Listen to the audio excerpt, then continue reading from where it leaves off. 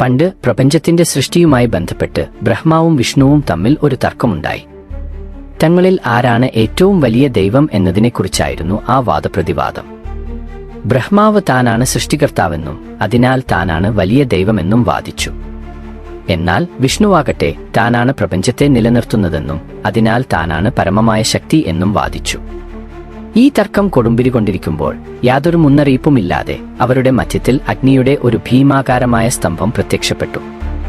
ആ സ്തംഭത്തിന്റെ ആരംഭം എവിടെയെന്നോ അതിന്റെ അറ്റം എവിടെയെന്നോ അവർക്ക് കാണാൻ കഴിഞ്ഞില്ല. ഈ അത്ഭുതകരമായ പ്രതിഭാസം കണ്ട ത്രിമൂർത്തികളായ അവർ ഇരുവരും തങ്ങളുടെ തർക്കം അവസാനിപ്പിക്കുകയും ഈ സ്തംഭത്തിന്റെ ഉദ്ഭവത്തെയും അതിന്റെ ശക്തിയെയും കുറിച്ച് അറിയാൻ ശ്രമിക്കുകയും ചെയ്തു. അങ്ങനെ ബ്രഹ്മാവും വിഷ്ണുവും ഒരു പന്തയം വെച്ചു. ആ സ്തംഭത്തിന്റെ ആരംഭം കണ്ടുപിടിക്കാൻ ബ്രഹ്മാവ് അന്നത്തിന്റെ രൂപം സ്വീകരിച്ച് മുകളിലേക്ക് പറന്നുയർന്നു. അതേസമയം വിഷ്ണുവാകട്ടെ വരാഹത്തിന്റെ രൂപം സ്വീകരിച്ച് ആ സ്തംഭത്തിന്റെ അടിത്തട്ട് കാണാനായി ഭൂമിക്കടിയിലേക്ക് തുറന്നുപോയി.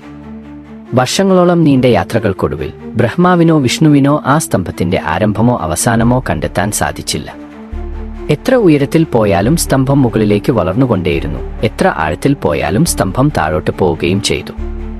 പരാജയം സമ്മതിച്ച് ബ്രഹ്മാവ് താഴെ തിരിച്ചെത്തി. എന്നാൽ താനാണ് വിജയി എന്ന് വരുത്തി തീർക്കാൻ അദ്ദേഹം ഒരു കള്ളം പറഞ്ഞു.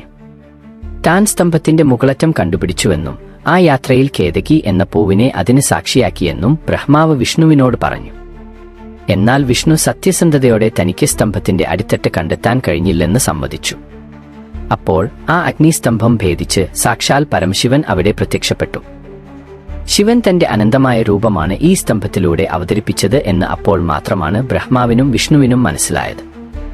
കള്ളം പറഞ്ഞ ബ്രഹ്മാവിനെ ശിവൻ ശാസിക്കുകയും താമരപ്പൂവ് നൽകി വിഷ്ണുവിനെ അനുഗ്രഹിക്കുകയും ചെയ്തു. മാത്രമല്ല തന്റെ അനന്തമായ ആ ശക്തിയുടെ പ്രതിരൂപമായി ശിവലിംഗം എന്ന ചിഹ്നത്തെ ലോകത്തിന് പരിചയപ്പെടുത്തുകയും ചെയ്തു.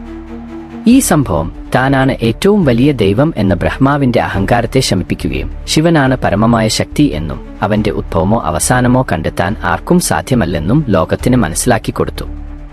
ഈ ശിവലിംഗോദ്ഭവ കഥ പ്രപഞ്ചത്തിന്റെ പരമാധികാരിയും ആദിയും അന്തവുമില്ലാത്തവനുമായ ശിവന്റെ മഹത്വത്തെയാണ് എടുത്തു കാണിക്കുന്നത്.